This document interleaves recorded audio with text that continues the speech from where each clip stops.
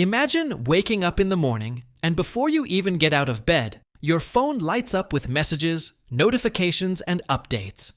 You scroll through them without thinking, jumping from one app to another, and before you know it, 30 minutes are gone. You rush through breakfast, open your laptop, and the same pattern continues. Emails, chats, social media, and endless switching between tasks. At the end of the day, you feel busy but strangely empty. You worked all day, yet you are not sure what you actually achieved. Does this sound familiar? This is the modern trap of shallow work. We live in a world that rewards quick replies and constant availability, but punishes deep thinking and silence. Our attention has become the most valuable currency, and every screen is fighting to steal it. Yet, deep inside, we all crave focus. We want to create something meaningful, to feel proud of our work, and to experience peace in our mind. But in this age of distraction, that kind of peace feels rare. Cal Newport calls the ability to focus deeply a superpower. He says that those who master this skill will not only succeed in their careers, but also live a more fulfilling life. Deep work is not just about working hard. It is about working with purpose, clarity, and depth. It means giving your full attention to one task and creating something of real value. This kind of focus leads to mastery, creativity, and satisfaction. It is what separates the great from the average. In this audiobook summary, we explore how Cal Newport helps us rebuild our focus in a distracted age. We will understand why deep work is so rare, yet so powerful, and how we can train ourselves to do it. The journey begins with understanding the idea behind deep work and the problem of shallow work that surrounds us every day. So let us begin the first part of this journey. Part 1. The idea of deep work. Every great invention, masterpiece, or breakthrough has one thing in common. It was born from deep focus. When we look at history, we see writers, scientists, and creators who worked in silence for long hours. They were not distracted by constant messages or notifications. They entered a state of total immersion, where time disappeared and their full mind came alive. That powerful mental state is what Cal Newport calls deep work. In today's world, deep work has almost vanished. We live surrounded by endless noise, screens, and interruptions. Our days are filled with checking messages, answering calls, and doing small, easy tasks that make us feel busy but not fulfilled. We have replaced real productivity with the illusion of productivity. The result is that most people feel mentally tired, yet emotionally unsatisfied. They complete many things, but achieve very little of true value. Cal Newport reminds us that deep work is not only possible, but essential. It is the key to mastering complex skills, producing meaningful results, and feeling truly connected to our work. Deep work is like mental craftsmanship. It gives life a sense of direction and meaning. It helps us slow down, think deeply, and create something that matters. In this part, we will explore the foundation of this idea. We will first understand what deep work really means, why it is becoming rare, and why it holds such great value in today's distracted age. Then, we will see how shallow work has slowly taken over our lives and what it costs us in creativity and peace. Once we understand both sides, we can begin to rebuild our ability to focus and perform at our best. So let us begin with the first chapter, where Cal Newport presents the heart of his message. The Deep Work Hypothesis: Why Deep Work is Valuable, Rare, and Meaningful. Chapter 1. The Deep Work Hypothesis. Deep work is the ability to focus without distraction on a cognitively demanding task. Cal Newport starts by explaining that deep work is becoming both rare and valuable in today's world. Most people are losing their ability to concentrate for long periods because of constant interruptions from technology and modern life. Our attention is pulled in multiple directions by emails, notifications, and social media. Yet those who can train themselves to perform deep work will stand out and achieve extraordinary results. They will learn complex skills faster and produce work of exceptional value. Deep work is valuable because it allows mastery of hard skills. Whether it is learning a new programming language, writing a book, or designing an innovative product, true progress requires uninterrupted focus. During deep work, the brain forms strong connections between ideas and enters the flow state. In this state, time seems to vanish, distractions fade, and creativity emerges at its peak. Deep work not only boosts productivity, but also provides a profound sense of satisfaction. Accomplishing something meaningful brings pride and fulfillment that shallow tasks cannot. Cal Newport emphasizes that deep work is rare. Modern workplaces are dominated by constant interruptions, meetings, and the expectation of immediate responses. People spend most of their time in shallow work, which includes easy, repetitive tasks that can be done while distracted. While these tasks feel productive, they rarely produce anything of lasting value. As deep work becomes scarcer, those who can perform it gain a significant competitive advantage. They rise above the noise and accomplish extraordinary results in less time. Newport provides examples of individuals who embodied deep work. Carl Jung, the famous psychologist, built a secluded tower to focus entirely on his writing and thinking. Bill Gates used think weeks to disconnect from daily responsibilities and focus deeply on reading and planning Microsoft's future. These individuals achieved greatness not by working longer hours, but by working with concentrated intensity. They protected their attention, treated focus as a skill, and prioritized deep work above distractions. Deep work is also meaningful. It connects us to purpose and allows us to create work that matters. During deep focus, we experience a sense of immersion and satisfaction that shallow tasks cannot provide. We are not chasing likes, quick responses, or trivial approval. We are building something of value that endures. Cal Newport even compares deep work to a spiritual practice. It trains the mind, sharpens attention, and fosters clarity and strength. Attention is central to both success and happiness. What we choose to focus on shapes our experience of life. If our attention is fragmented, our lives feel fragmented. If we cultivate deep work, our minds feel calm, engaged, and purposeful. Deep work enhances both professional achievement and personal well-being. The deep work hypothesis states that the ability to focus deeply is becoming rare while its value is increasing. Those who embrace deep work and make it central to their lives will thrive. They will achieve more, create work of greater value, and experience a more meaningful life. This chapter lays the foundation for the book. It challenges us to rethink how we work, learn, and live. Instead of scattering attention across many small tasks, we must cultivate depth. True excellence and fulfillment come from focus, not busyness. In the next chapter, Newport explores the main barrier to deep work. We will examine how shallow work dominates our daily lives, why it feels productive, and what it costs us in creativity and focus. Chapter 2. The Shallow Work Problem. In today's world, shallow work has become the default. Cal Newport explains that shallow work consists of tasks that are easy to perform, often repetitive, and require little cognitive effort. These are things like answering emails, attending unnecessary meetings, filling out forms, or scrolling through social media. Shallow work does not create much value, but it feels productive. It gives a false sense of accomplishment and keeps us busy without moving us forward in a meaningful way. Most knowledge workers spend the majority of their day in shallow work. The problem is that modern workplaces reward constant connectivity. Immediate replies, rapid responses, and visible busyness are praised. People who are always online and available appear committed and hardworking, even if they are not producing anything substantial. This creates a culture where distraction is normalized and real focus is undervalued. The result is a mind that is fragmented and exhausted, with very little energy left for important tasks.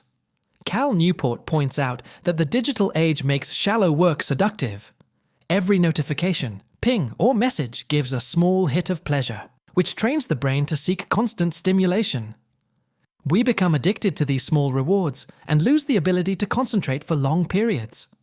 The more we indulge in shallow work, the weaker our focus becomes, and the harder it is to engage in deep work. Even talented and motivated people fall into this trap because the environment encourages it. Shallow work is not only unproductive, but also harmful to growth. It prevents mastery of skills, creative breakthroughs, and the production of meaningful work. When attention is constantly split, learning slows down and mistakes increase. Moreover, shallow work often takes over the schedule, leaving little room for activities that truly matter. Cal Newport warns that if we do not actively fight shallow work, it will continue to dominate our lives. The key to overcoming the shallow work problem is awareness. We must recognize which activities are shallow and which are deep.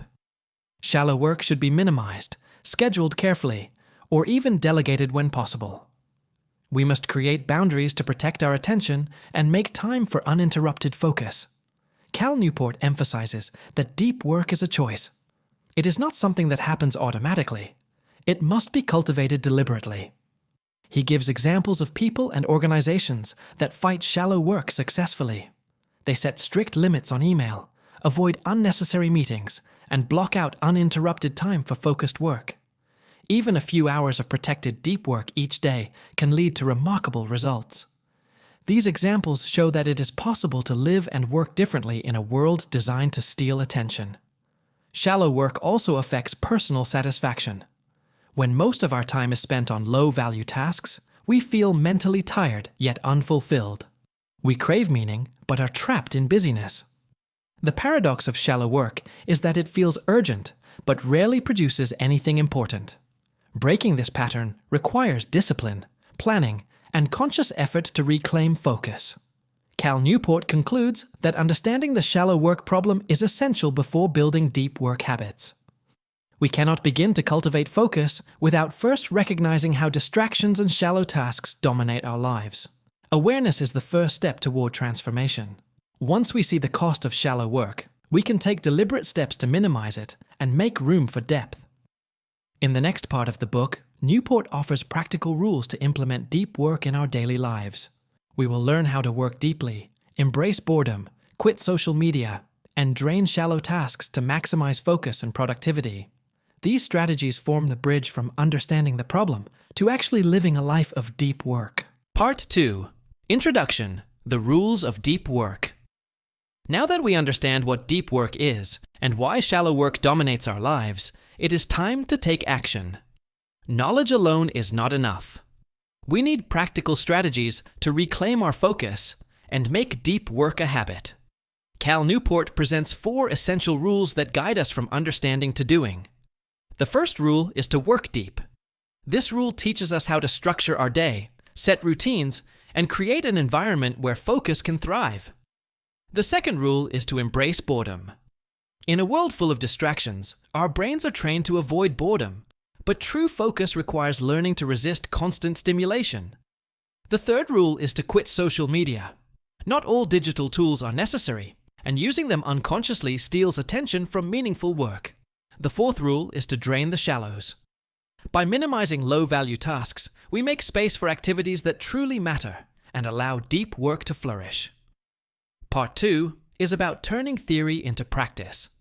It is about building rituals, training the mind, and designing a life where deep work becomes natural.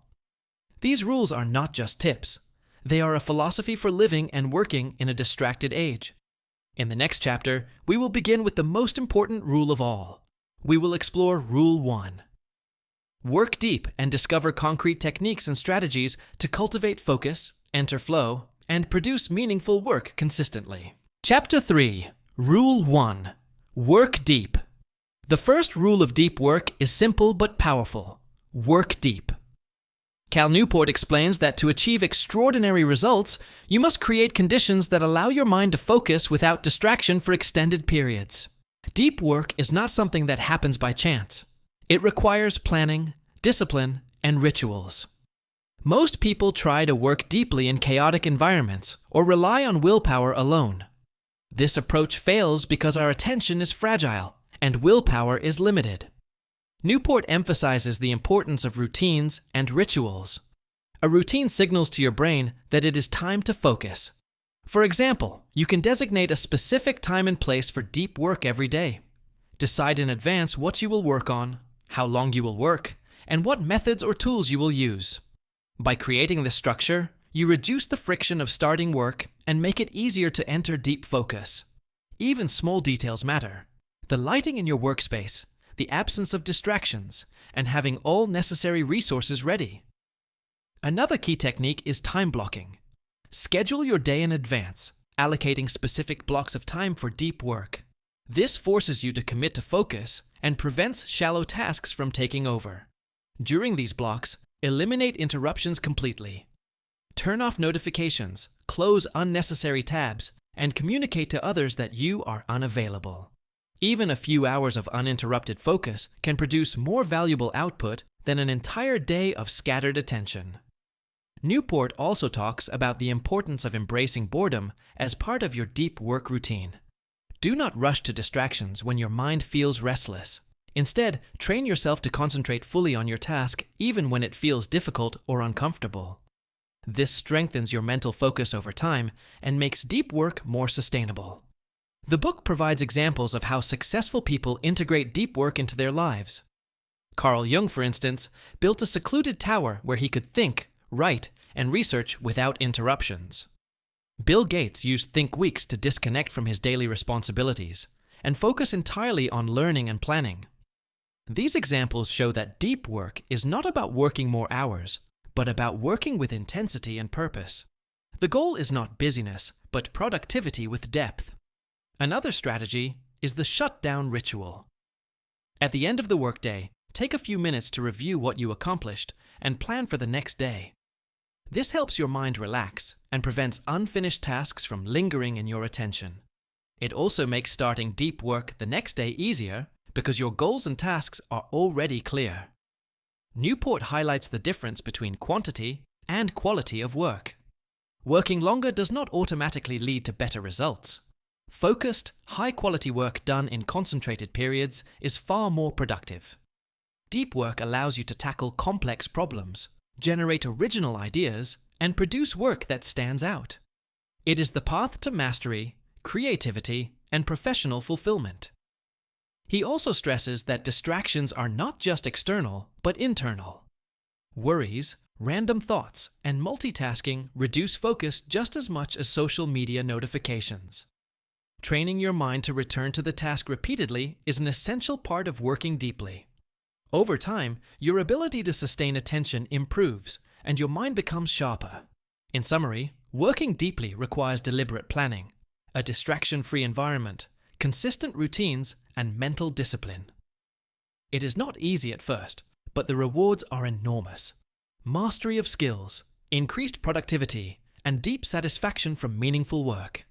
In the next chapter, we will learn about Rule 2. Embrace boredom, and why training your brain to resist constant stimulation is crucial for maintaining focus and cultivating the ability to work deeply over long periods. Chapter 4. Rule 2. Embrace boredom. The second rule of deep work is to embrace boredom. Cal Newport explains that in today's world, we are addicted to constant stimulation. Every free moment is filled with checking phones, scrolling social media, or switching between apps. This habit trains the brain to seek distraction automatically. As a result, our ability to focus deeply for extended periods weakens. To cultivate deep work, we must learn to resist this impulse and train our attention. Boredom is not the enemy. It is a signal that your mind needs focus. Newport emphasizes that the ability to concentrate intensely is like a muscle. If you constantly give in to distractions, this muscle becomes weak. Training yourself to tolerate boredom strengthens your mental focus and allows you to enter deep work more easily. It is about teaching your brain that focus is the default state, not distraction. One practical strategy is to schedule breaks from focus rather than giving in to distraction randomly. For example, allow yourself to check social media or email only at specific times during the day. Outside these windows, train your mind to stay with the task at hand, even if it feels uncomfortable. This way, you regain control over your attention instead of letting it be hijacked by constant notifications. Another method is practicing productive meditation. This involves focusing your attention on a single problem while doing a physical activity, like walking. Each time your mind wanders, you bring it back to the problem. This exercise trains your brain to sustain focus over longer periods, even during mundane activities. Newport also discusses the importance of resisting instant gratification. Many people are used to getting small pleasures immediately: a notification, a like, or a quick video. Deep work requires delaying gratification to achieve greater rewards later. By embracing boredom, you learn patience, mental discipline, and the ability to sustain attention on meaningful tasks. This is essential for producing work of high value. He gives examples of successful people who embraced boredom to enhance focus. Philosophers, writers, and scientists often spent long hours in solitude, thinking deeply without external stimulation. This allowed them to generate original ideas, solve complex problems, and create meaningful work. Boredom was not a problem for them. It was a necessary condition for focus. Newport highlights that the practice of embracing boredom has long-term benefits. It improves memory, creativity, and problem-solving skills. The brain learns to resist distractions and focus on what matters. You also start to enjoy deep work more because it becomes a source of flow and satisfaction rather than struggle. The challenge is that our culture encourages constant stimulation. Most people are uncomfortable with even a few minutes of boredom. Learning to sit with boredom, resist distractions, and stay present is a deliberate and intentional practice. It is uncomfortable at first, but with consistency, it strengthens your ability to work deeply. By embracing boredom, you build mental toughness. You teach your mind that satisfaction comes from meaningful work, not quick distractions. This skill allows you to tackle complex projects, think creatively, and maintain focus even in a noisy, distraction-filled world. In summary, embracing boredom is about training your brain to resist constant stimulation and focus on important work. It is a mental discipline that strengthens attention, enhances productivity, and supports long-term success. In the next chapter, we will explore Rule 3, quit social media, and learn how consciously controlling digital tools can protect our focus and help us reclaim attention for deep work. Chapter 5, Rule 3, quit social media. The third rule of deep work is to quit social media, or at least use it very consciously. Cal Newport explains that many digital tools are designed to steal our attention. Social media, messaging apps, and constant notifications pull our minds away from meaningful work. Most people use these tools habitually, without thinking about whether they actually add value to their goals. This habit reduces focus, fragments attention, and prevents deep work from happening. Newport encourages a philosophy called the craftsman approach to tool selection. Instead of asking whether a tool is convenient or popular, ask whether it meaningfully supports your work and personal goals. If it does not, it should be removed from your life. Social media platforms are rarely essential for deep thinking, learning, or creating valuable work. Using them unconsciously turns your attention into a resource you constantly give away. One practical strategy is to perform a 30-day digital declutter. During this period, eliminate optional technologies like social media. Focus on work and activities that add true value. After 30 days, reintroduce only those tools that are proven to significantly benefit your work or personal life. Most people find that very few tools actually make the cut. This experiment shows how much unnecessary distraction is present in daily life. Newport also warns against the illusion of connection. Many people justify social media use as necessary for networking or staying informed. However, most online interactions are shallow and low in value.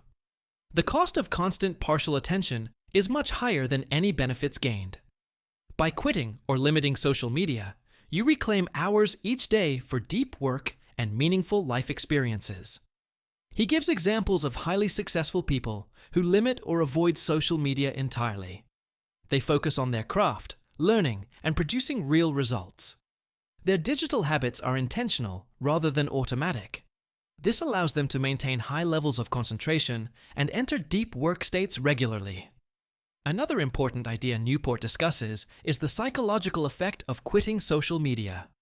At first, it may feel uncomfortable because our brains are trained to seek constant stimulation. You may experience the urge to check notifications or scroll mindlessly. This is normal and part of retraining your attention. With time, however, you notice increased clarity, creativity, and control over your focus. Your mind becomes calmer, and more capable of sustained concentration. Newport also emphasizes that quitting social media does not mean isolation. Deep work allows you to invest more in meaningful relationships and real-life connections. Instead of shallow online interactions, you can spend quality time with friends, family, or colleagues in ways that truly matter. In addition to quitting unnecessary tools, it is important to manage essential digital tools intentionally. Set strict boundaries for email, messaging, or collaborative platforms. Check them at scheduled times rather than continuously throughout the day. Use filters, notifications control, and workspace rules to protect your attention. The goal is to make technology work for you, not against you. In summary, quitting social media is about conscious use of tools. It protects your focus, reduces distractions, and creates space for deep work. It is a deliberate step toward reclaiming attention, improving productivity, and living a more meaningful life. In the next chapter, we will explore Rule 4. Drain the shallows and learn how minimizing low-value tasks allows more time and energy for deep work and meaningful achievements. Chapter 6. Rule 4. Drain the shallows. The fourth rule of deep work is to drain the shallows. Cal Newport explains that shallow work consists of tasks that are easy, often repetitive, and do not require much cognitive effort. These include answering emails, attending unproductive meetings, filling out forms, or performing routine administrative work. Shallow work is not inherently bad, but when it dominates your day, it prevents meaningful, high-value work from being done. The goal of this rule is to minimize shallow work so that deep work can become the core of your professional life. Newport begins by emphasizing the importance of time awareness. We often underestimate how much of our day is consumed by shallow tasks. To combat this, he suggests time tracking. Record how you spend each hour for a week. This helps reveal patterns, wasted time, and opportunities to reclaim focus. Once you understand where your attention goes, you can make deliberate decisions to cut low-value activities. Scheduling is another key technique. Time blocking allows you to assign each hour of your day to specific tasks. This forces you to prioritize deep work and allocate limited time to shallow tasks only when necessary. For example, instead of checking email constantly, schedule 1 or 2 blocks for it each day. Meetings should be carefully evaluated for necessity and duration. Many routine meetings can be shortened, combined, or eliminated entirely. Newport also encourages a rigorous assessment of tasks. Ask yourself whether each task contributes meaningfully to your long-term goals or the quality of your work. If the answer is no, consider delegating it, automating it, or removing it altogether. This philosophy transforms your workday from a reactive pattern of busyness to a proactive structure focused on what truly matters. Another strategy is setting ambitious limits on shallow work. Newport recommends giving yourself a strict budget of hours for low-value tasks. This creates pressure to prioritize and ensures that deep work receives the majority of attention. By doing so, you avoid the trap of constant distraction and build a habit of sustained focus. The book also highlights the importance of saying no. Many shallow activities appear necessary, but are optional in reality.